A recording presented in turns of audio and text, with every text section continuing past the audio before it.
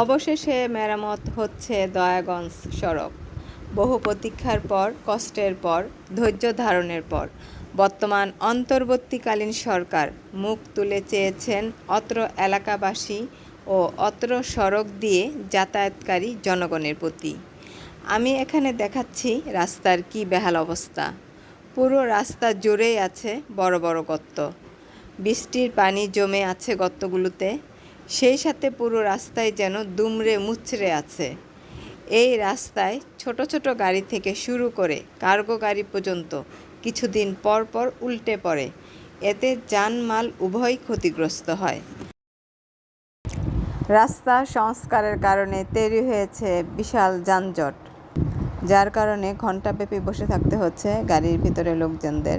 অসহ্য গরমে সবাই ক্লান্ত হয়ে পড়ছে। তারপরও এই কষ্টের পথ ভেঙে যেতে হচ্ছে যার যার গন্তব্যস্থানে। বিগত সরকারের মেগা প্রকল্পের মধ্যে এই রাস্তার উপর দিয়ে রেলপথ সংস্কার করে তৈরি করা এবং রেল আন্তঃযোগাযোগ ব্যবস্থাকে উন্নত করার একটা প্রকল্প ছিল। রেলপথ সংস্কার ও উন্নয়ন হয়েছে, কিন্তু নিচের সড়কপথটির করুণ অবস্থা, যা বিগত সরকার করে যেতে পারেননি। বর্তমান অন্তর্বর্তীকালীন সরকার দ্রুত তাদের নজরে এনে জনকল্যাণে সড়কটি মেরামত করছেন।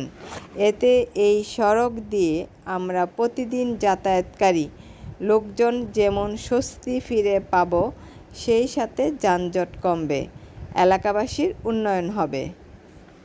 প্রিয় দর্শক, এই ছিল আমার আমি তুমি ও আমরা চ্যানেল এবং ফেসবুক তথ্যচিত্র থেকে তৈরি করা ভিডিও প্রতিবেদন।